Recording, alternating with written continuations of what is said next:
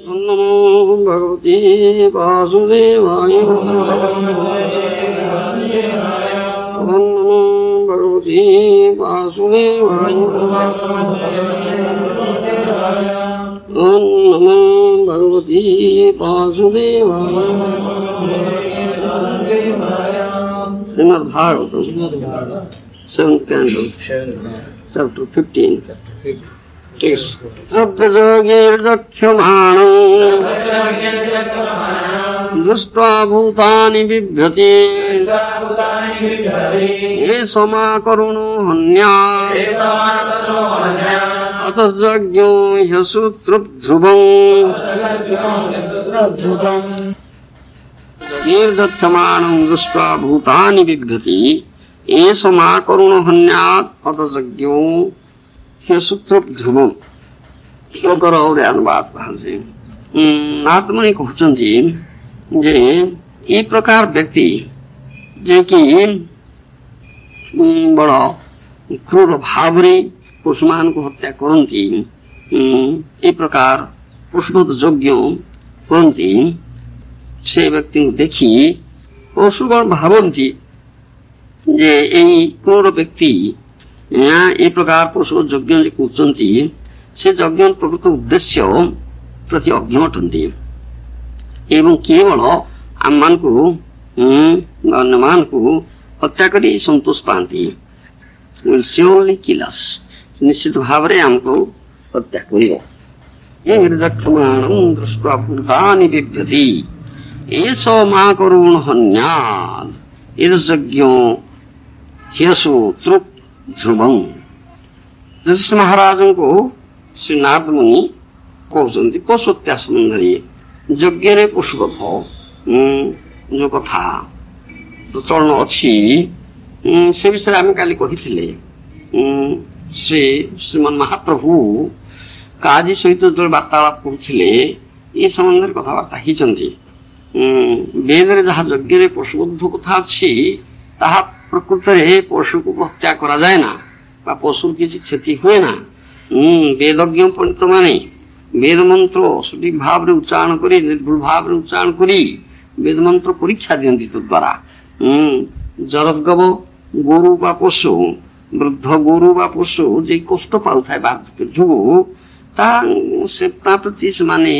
कृपा प्रदर्शन करती करी वेद मंत्र उच्चारण करी यज्ञ जैसे पशु को उत्सर्ग करती तद्वारा पशु क्षति हुए ना से नूतन जन्म पाए नूतन शरीर पाए नूतन जन्म नूतन शरीर पाई यज्ञ अग्नि मध्य लंफ दे बाहर ताने नूतन जीवन पाई जाए से तार मृत्यु हुए ना तो हत्या करा जाए ना तार उपकार है ता प्रकृति हत्या कहना जहाँकर एपरी जीवन दबार अधिकार नहीं शक्ति नहीं सामर्थ्य नहीं से हत्या कर अधिकार कौन आसला ये कथा कह कथा श्रीमन महाप्रभु काजी सहित वार्तालाप समय कहते काली आम से कथा कही से कौन शास्त्र अनुमोदन करा अवश्य थिला से जुगरे जिते वैदिक ब्राह्मण पंडित गण वेदज्ञ ब्राह्मण गण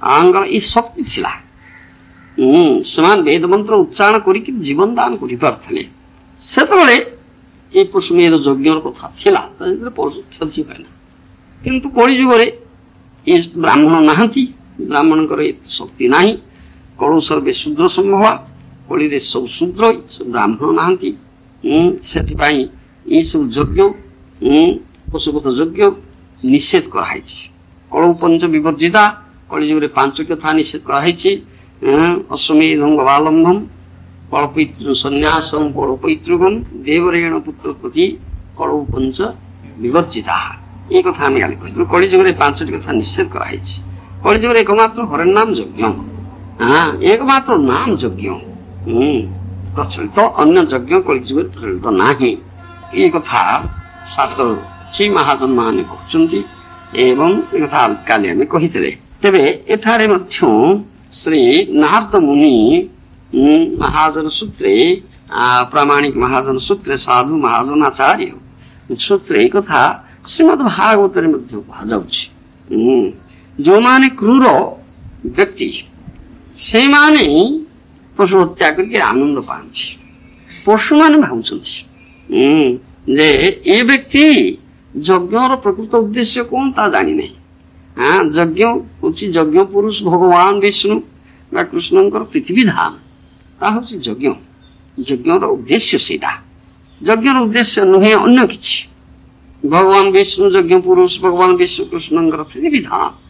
ପଶୁମାନେ ଭାବୁଛନ୍ତି ଏ ବ୍ୟକ୍ତିଟି ଯେ କ୍ରୂର ଭାବରେ ନିର୍ଦୟ ଭାବରେ ପଶୁ ହତ୍ୟା କରୁଛନ୍ତି ଯଜ୍ଞ ନାମରେ ବା ଧର୍ମ ନାମରେ, ଇଏ ଯଜ୍ଞର ପ୍ରକୃତ ଅର୍ଥ ଉଦ୍ଦେଶ୍ୟ ଜାଣିନାହାନ୍ତି। ଇଏ କେବଳ ପଶୁ ହତ୍ୟା କରିକିରି ଆନନ୍ଦ ପାଉଛନ୍ତି, ସନ୍ତୋଷ ପାଉଛନ୍ତି। ସେମାନେ ନିଶ୍ଚୟ ଆମକୁ ହତ୍ୟା କରିବେ, ସେ ଓନ୍ଲି କିଲର୍ସ। ଏଇଟା ପଶୁମାନେ ଭାବୁଛନ୍ତି ବୋଲି ନାରଦ ମୁନି କହୁଛନ୍ତି।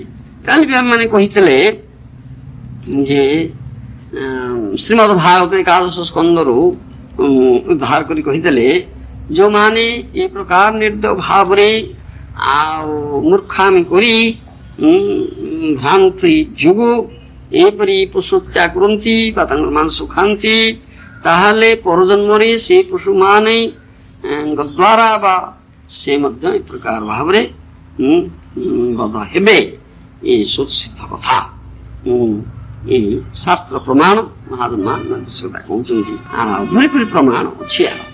ତେଣୁ ମତ୍ସ୍ୟ ମାଂସ ଆହାର ଭୋଜନ ନିଷେଧ କରାହେଇଛି। ଭକ୍ତିର ପ୍ରତିକୂଳ ଏଗୁଡାକ, ଭକ୍ତିର ବାଧ ଏଗୁଡାକ। ମାନବ ଜୀବନ ସୁଦୁର୍ଲଭ ମାନବ ଯୋନି, ଏର ଉଦ୍ଦେଶ୍ୟ ଯେତେବେଳେ ପରମାର୍ଥ ଲାଭ ଲବ୍ଧ୍ୱା ବହୁ ସମ୍ଭବାନ୍ତି ମାନୁଷ୍ୟମର୍ଥଦମ ନିତ୍ୟମପିୟ ଧୀର, ଏ କଥା ବାରମ୍ବାର କୁହାଉଛି।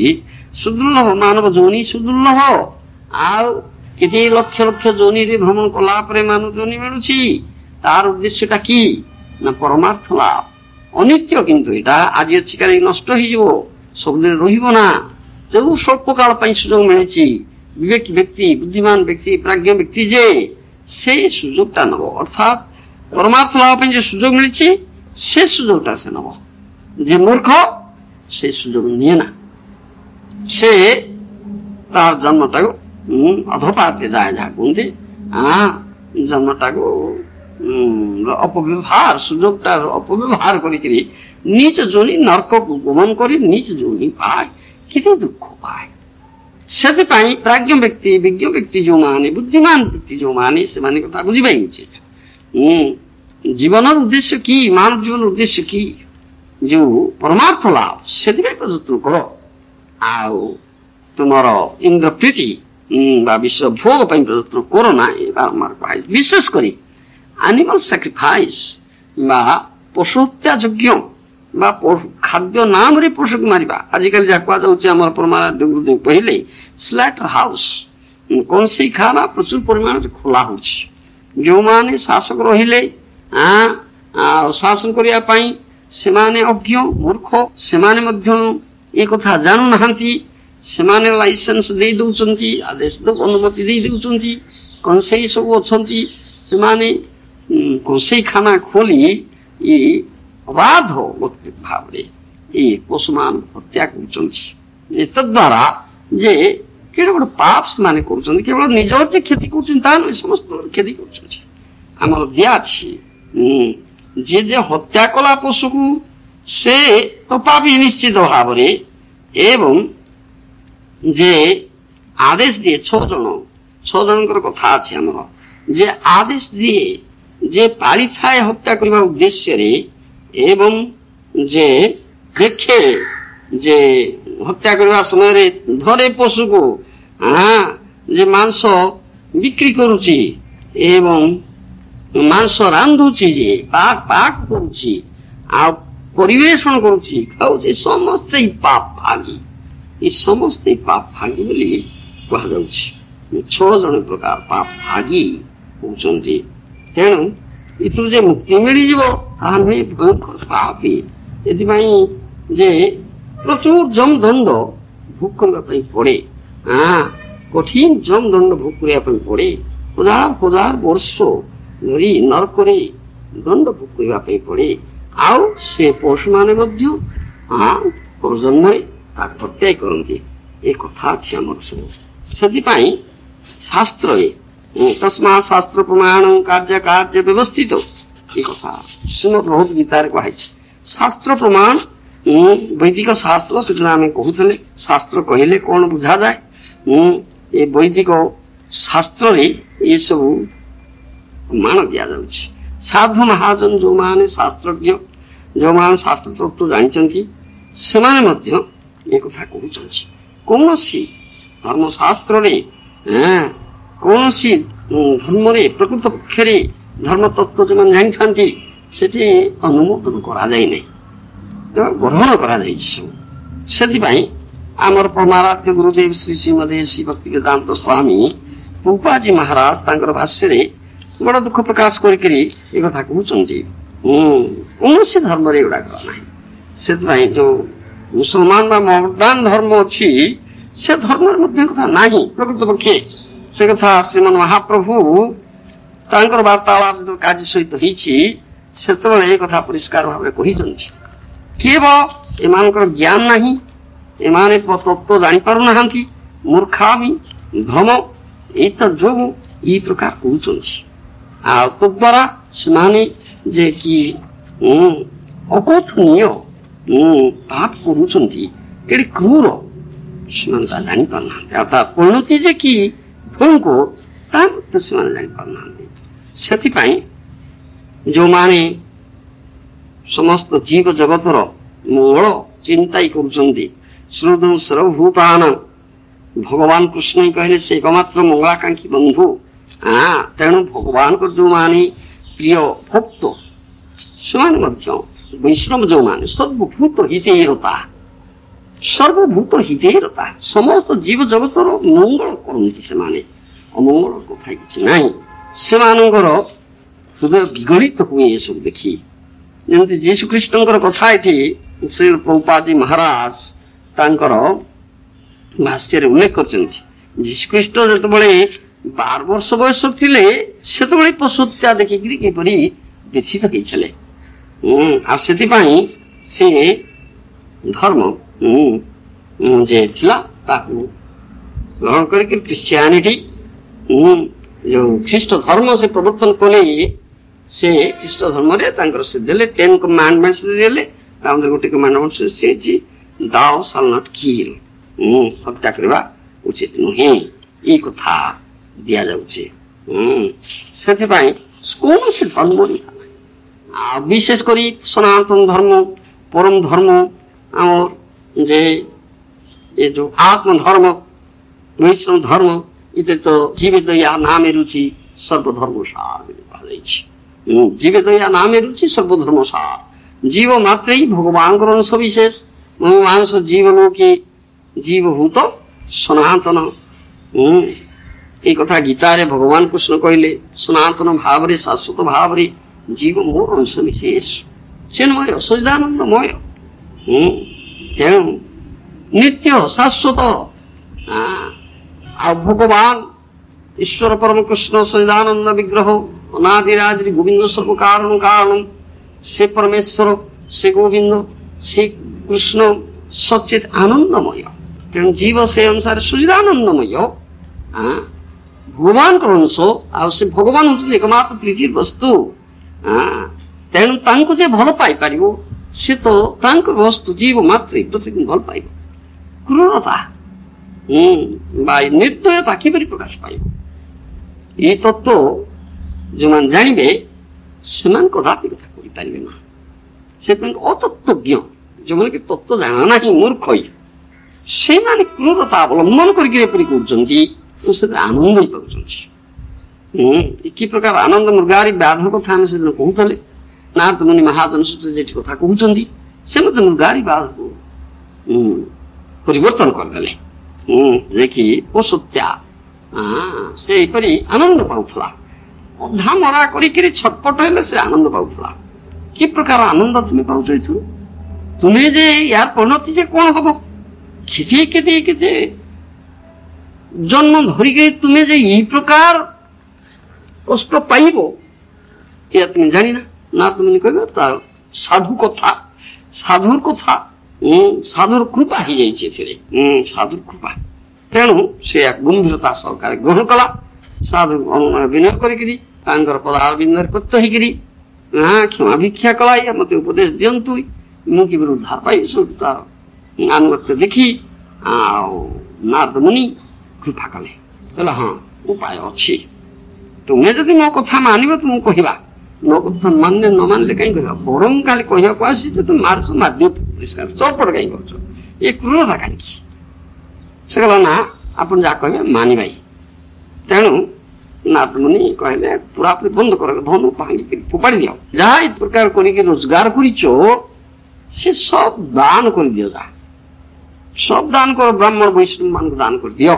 ଆଉ ତୁମେ ଏଠି ଚାଲି ଆସ, 2 ଜଣ ଅଛ ପୁରୁଷ ସ୍ତ୍ରୀ, ଏଇଠିକି ଚାଲି ଆସ, ଆଉ ଏଠି ତୁଳସୀ ଚଉରା କର, ଆଉ ନାମ କୀର୍ତ୍ତନ କର, ହରେ କୃଷ୍ଣ କୃଷ୍ଣ କୃଷ୍ଣ ହରେ ହରେ ହରେ ରାମ ଏସବୁ ଉପଦେଶ ଦେଲେ। ସେ ତତ୍ପୂର୍ବ ପଚାର ଥିଲା ଭାଙ୍ଗି ଦେଇ ତେଣୁ ଖାଇବି କଣ ଖାଦ୍ୟ, କଥା ବଡ ପାଗ ଇଏ ସର ଚିନ୍ତାଟା, ଆଚ୍ଛା ଖାଇବାକୁ ଆମେ ପଠେଇବା କହିବାରୁ ଭାଙ୍ଗିଦେଲା। ଯାହା ନାରଦ ମୁନି କହିଲେ ତାହା ଅକ୍ଷର ଅକ୍ଷର ପାଳନ କରିକି ଚାଲି ଆସିଲା। ବେଶ ସେଠି ହରିନାମ କଲା, ନାରଦ ମୁନିଙ୍କର ଆଦେଶ ପାଳନ କରିକି କୃପା ସାଧୁ କୃପା ଗୁରୁ କୃପା ଲାଭ କଲା, ସାଧୁ ହେଇଗଲା, ପରିବର୍ତ୍ତନ ହେଇଗଲା, ତା କ୍ରୂର ହୃଦୟର ପରିବର୍ତ୍ତନ ହେଇଗଲା। ଏପରି ପରିବର୍ତ୍ତନ ହେଇଗଲା ଯେ ସେ ଗୋଟେ ପିମ୍ପୁଡି ମାରିବା ପାଇଁ ଆଉ ଇଚ୍ଛା ହେଲା ନା, ଏଇ ପରିବର୍ତ୍ତନ ହେଇଗଲା। ଅଲୌକିକ ପରିବର୍ତ୍ତନ, ସମ୍ପୂର୍ଣ୍ଣ ପରିବର୍ତ୍ତନ ହେଇଗଲା। କ୍ରୂର ହୃଦୟ ତାର ଦୟାରେ ବିଗଳିତ ହେଇଗଲା, କଠିନ ହୃଦୟ କେତେ କୋମଳ ହେଇଗଲା, ଏଇ କଥା ଅଛି ଆମର।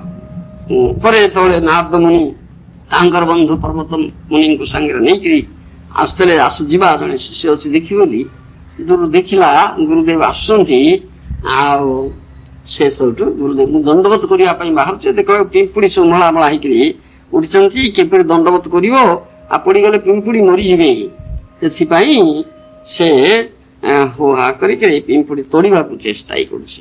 ନାରଦ ମୁନି ତୁମକୁ ଦେଖ ଦେଖ ଇଏ ଲୋକ ଏଇ ପ୍ରକାର କରୁଥିଲା, ଏପରି କ୍ରୂର ଥିଲା, ଯେ କି ଧର୍ମଲା କରିକିରି ସନ୍ତୋଷ ପାଉଥିଲା, ଆନନ୍ଦ ପାଉଥିଲା, ବର୍ତ୍ତମାନ ପିମ୍ପୁଡି ମାରିବାକୁ ଚାହୁଁଛି। ଏଇ ପ୍ରକାର ଭବ୍ୟ ପରିବର୍ତ୍ତନ ହେଇଯାଇଛି, ଏ ସାଧୁ କୃପା କୃପା। ସେମାନଙ୍କର କୃପା ନହେଲେ ଏଇ ପ୍ରକାର କ୍ରୂର ବ୍ୟକ୍ତି ମାନଙ୍କର ପରିବର୍ତ୍ତନ କିପରି ହବ, ସେଟା କଥାଟା କୁହାଯାଉଛି। ଏ ଆମର ବହୁ କଥା ଅଛି ଏ ସମ୍ବନ୍ଧରେ। ଆଉ ପ୍ରଶ୍ନ ଆସେ, ଶାସ୍ତ୍ରରେ କଣ ପଶୁବଧ କଥା ଅଛି କି, ଏ ପ୍ରଶ୍ନ ଆସୁଛି। ପଶୁବଧ କରିବା କଦାପି ଶାସ୍ତ୍ର ତାତ୍ପର୍ଯ୍ୟ ନୁହେଁ, ଏଠି ସେ କଥା କୁହାଯାଇଛି। କୌଣସି ଧର୍ମ ଶାସ୍ତ୍ରରେ ଏ କଥା ନାହିଁ, ପଶୁବଧ କରିବା ଶାସ୍ତ୍ର ତାତ୍ପର୍ଯ୍ୟ ନୁହେଁ। ମା ହିଂସ୍ୟାତ୍ ସର୍ବାଣୀ ଭୂତାନି, ବେଦ ବାକ୍ୟ ଅଛି, ମା ହିଂସ୍ୟାତ୍ ସର୍ବାଣୀ ଭୂତାନି। ପଶୁ ହିଂସାକୁ ସମ୍ପୂର୍ଣ୍ଣ ନିଷେଧ କରାଯାଇଛି। ମାନବ ସ୍ୱଭାବ ଯେ ପର୍ଯ୍ୟନ୍ତ ତାମସିକ ରାଜସିକ ଥାଏ ସେ ପର୍ଯ୍ୟନ୍ତ ସ୍ୱଭାବ ତ ସ୍ତ୍ରୀ ସଙ୍ଗ ଲିପ୍ସା, ଆମିଷ ଭୋଜନ, ସୁରାପାନ ରତ ଥାଏ। এই প্রকার ଲୋକମାନଙ୍କର ଏ ପ୍ରକାର କାର୍ଯ୍ୟ ନିମିତ୍ତ ବେଦ ଆଜ୍ଞାର କୌଣସି ଅପେକ୍ଷା ନାହିଁ। ବେଦର ତାତ୍ପର୍ଯ୍ୟ ହେଲା ଯେ ପର୍ଯ୍ୟନ୍ତ ମାନବ ଗଣ ସାତ୍ବିକ ହୋଇ ପଶୁବଦ୍ଧ ସ୍ତ୍ରୀ ସଙ୍ଗ ଲାଳସା ସୁରାପାନ ପରିତ୍ୟାଗ ନ କରିଛନ୍ତି ସେ ପର୍ଯ୍ୟନ୍ତ ସେହି ପ୍ରବୃତ୍ତି ଖର୍ବ କରିବା ନିମିତ୍ତ ବିବାହ ଦ୍ୱାରା ସ୍ତ୍ରୀ ସଙ୍ଗ ଯଜ୍ଞ ପଶୁବଦ୍ଧ ଏବଂ ବିଶେଷ ବିଶେଷ କ୍ରିୟାରେ ସୁରାପାନ କରିବାକୁ କୁହାଯାଇଛି। ଏ ଉପାୟ ଦ୍ୱାରା ପ୍ରବୃତ୍ତି ସଂକୁଚିତ ହେଲେ କ୍ରମଶଃ ଏ କର୍ମରୁ ବ୍ୟକ୍ତି ନିବୃତ୍ତ ହେବ। ବେଦର ଏହା ହିଁ ତାତ୍ପର୍ଯ୍ୟ। ପଶୁବଧ କରିବା ବେଦର ଆଦେଶ ନୁହେଁ। ଭାଗବତ 11 ସ୍କନ୍ଧରେ ମଧ୍ୟ କୁହାଯାଇଛି, ପ୍ରମାଣ ଦିଆଯାଇଛି, ଲୋକେ ବେବାୟାମି ସମଧ୍ୟ ସେବା ନିତ୍ୟାସ୍ତୁ ଜନ୍ତୋର୍ नहि तत्र चोदना ବ୍ୟବସ୍ଥିତିସ୍ତେଷୁ ବିବାହ ଯଜ୍ଞ ସୁରାଗ୍ରହୀରା ଶୁଣି ବୃତ୍ତିରିଷ୍ଟା। এই কথা শ্রীমদ ভাগবত 11 স্কন্ধରେ କୁହାଯାଇଛି। ଇହଲୋକରେ ସ୍ତ୍ରୀ ସଙ୍ଗ, ମତ୍ସ୍ୟ ମାଂସ ଭୋଜନ, ମଦ୍ୟପାନ ସ୍ପୃହା ଜୀବ ନୈସର୍ଗିକ, ଏଥିପାଇଁ ଶାସ୍ତ୍ର କୌଣସି ଆଦେଶ ପ୍ରେରଣା ନାହିଁ। ସେ ସମସ୍ତ ପ୍ରବୃତ୍ତିର ନିବୃତ୍ତି ନିମିତ୍ତ ବିବାହ ଦ୍ୱାରା ସ୍ତ୍ରୀ ସଙ୍ଗ, ଯଜ୍ଞ ବିଶେଷରେ ପଶୁ ହତ୍ୟା, ଆମିଷ ଭୋଜନ, ସୁରାଗ୍ରହଣ ବ୍ୟବସ୍ଥିତ ହେଇଛି। ସେ ସମ୍ବନ୍ଧରେ ମଧ୍ୟ ଶାସ୍ତ୍ରରେ ଅଛି। ଯେଉଁମାନେ ତାନ୍ତ୍ରିକ, ମୁଁ କାଲି ସେ ତାନ୍ତ୍ରିକ ମାନଙ୍କର କଥା କହୁଥିଲି, तांत्रिक जो माने तंत्र साधना करती काली पूजा इत्यादि करती सेमाने सेठी सुरा अर्पण करती आमिष अर्पण करती पशु इत्यादि करती किंतु वेदर तात्पर्य नुहे जदघ्राण भक्ष्य विहित सुराया ये कथा अच्छी शास्त्र जदघ्राण भक्ष्य विहित सुराया से सुरा अर्पण करेंगे से कौन आघ्राण करेंगे ढक ढक कर पीबार कथा नहीं ये कथा अच्छे आ तांत्रिक माने भौतिक कामना चरितार्थ करने तंत्र शक्ति लाभ करने एगुड़ा कोई प्रकार करती परमार्थिक कदापि नुहे से तामसिक राजसिक तामसिक प्रकृति जो तम गुण था राक्षस श्रेणी से माने प्रकार करती सात्विक व्यक्ति कथा करना से प्रवृत्ति निवृत्ति निमित्त विवाह द्वारा स्त्री यज्ञ विशेष आमिष भोजन सुरा ग्रहण व्यवस्थित रही अतएव निवृत्त ही वेदर गुण तात्पर्य वैष्णव मान यही मात्र सिद्धांत जे तामसिक राजसिक लोक मैंने पशुवध करती से कौन आपत्ति नहीं किंतु सात्विक व्यक्ति कर्तव्य नुहे जीव हिंसा पशु प्रवृत्ति नारद वाक्य अच्छी भागवत प्रथम स्कंद अहस्तानी सहस्तानां अपदानी चतुष्पदां लघुनी तत्र महतां जीव जीवस्य जीवनम काली से कथा आम कहते हस्तहीन पशु प्रवृत्ति जीवगण हस्तयुक्त मानवादि जीवगण पदहीन तृणादि चतुष्पद पशुगण क्षुद्र जीवगण बृहत जीवगण खाद्य यहीपरि एक जीव ही अन्य जीवर जीविका जीव से जीवन से कथा कहुई जीव जीव से जीवनम मनुवाक्य मनु संहिता अच्छी प्रवृत्ति रेशा भूतान निवृत्ति महाफल अर्थात प्राणी मान प्रकार प्रवृत्ति हेले निवृत्ति मार्ग ही महाफलदायक निवृत्ति उपदेश शास्त्र साधु शास्त्र गुरु वर्ग ही दियंती से नारद मुनि एक कथा कहते जो थे कि मानव जीवन जो उद्देश्य परमार्थ लाभ ता नहेले उद्देश्य सार्थ नहेले मानव जन्म लाभ करी पशु करी जीवन धारण कले फल किए हो सुजोग हरइल एवं परवर्ती जन्म पशु जन्म नीच जोनि बहु बहु वर्ष हजार हजार वर्ष धरिक नरक भोग कर नीच जोनि हो पार इटे कथा कि दुख कि जंत्रणा कि जीवन यार परिणतिटा कौन हम विवेकी लोग बुझे उचित से साधु सन्त महाजनगण जे कि आम मान अत्यंत सुहृदन मंगलाकांक्षी बंधु से कल्याणार्थी उपदेश मान दौरान तेणु विवेकी लोक ग्रहण कर